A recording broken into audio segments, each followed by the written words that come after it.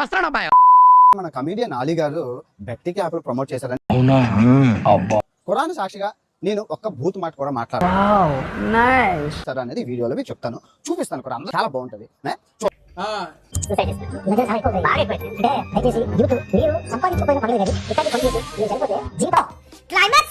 చాలా ఛాంపియన్షిప్ లో ముందుగానే ప్రెడిక్ట్ చేసి చాలా అమౌంట్ సంపాదించవచ్చు. The most tasty work app పరి మ్యాచ్ ఉంటది మరి మనతోని. 20 లక్షల మంది చాలా ఫేమస్, కోట్లలో వ్యూస్, కోట్లలో ఆదాయం.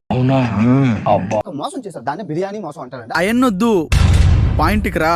యూట్యూబ్ లో పెట్టారండి. దగ్గర 5 మిలియన్ అంటే 50 లక్షల మంది చూసారు. మీరు చూస్తున్నారు. దానికి మిలియన్కి 1 లక్ష వేసుకున్న దగ్గర 50 లక్షలకి, అదే 5 మిలియన్కి కలిపి 5 లక్షలు వచ్చాయండి. 5 లక్షలు సంపాదించారు. 4,90,000 లాభం. సహాయాన్ని వ్యాపారం చేశారు. ఇక్కడ అసలైనా ఇప్పుడు అలా చేసి ఉంటే తప్పేం లేదండి, కానీ అందులో బెట్టింగ్ యాప్ను ప్రమోట్ చేశారండి. సో వాళ్ళు ఇచ్చిన 20 లక్షలు కావచ్చు, 10 లక్షలు కావచ్చు తీసుకొని నమ్మించి మోసం చేయడం గురించి నేను గడిచిన 3 సంవత్సరాలుగా చెప్తున్నాండి. అది మోసం. భారతదేశం అమ్మాయిని చంపేశారండి అక్కడ. ఆ దోషిన వాడు పాకిస్తానీ అబ్బాయి అండి. వాడి పేరు యూసఫ్ ఖాన్ అండి. వాడు అక్కడ రిజిస్ట్రేషన్ చేసి మన భారతదేశంలో ఉన్న యూట్యూబర్లందరికీ డబ్బులు ఇచ్చి ప్రమోట్ చేయించారండి. అందులో మీరు ఒకరండి. అందరూ చేశారండి. దగ్గర 50,000 కోట్లు దోచుకొని వెళ్ళిపోయారండి.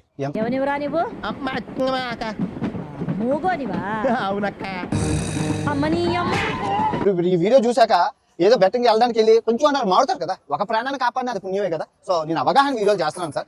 కరెక్ట్. మీ ఆవిడ గారు చేసిన ఏదైతే ఉందో ఆ యాప్ ని బ్యాన్ చేసింది సార్.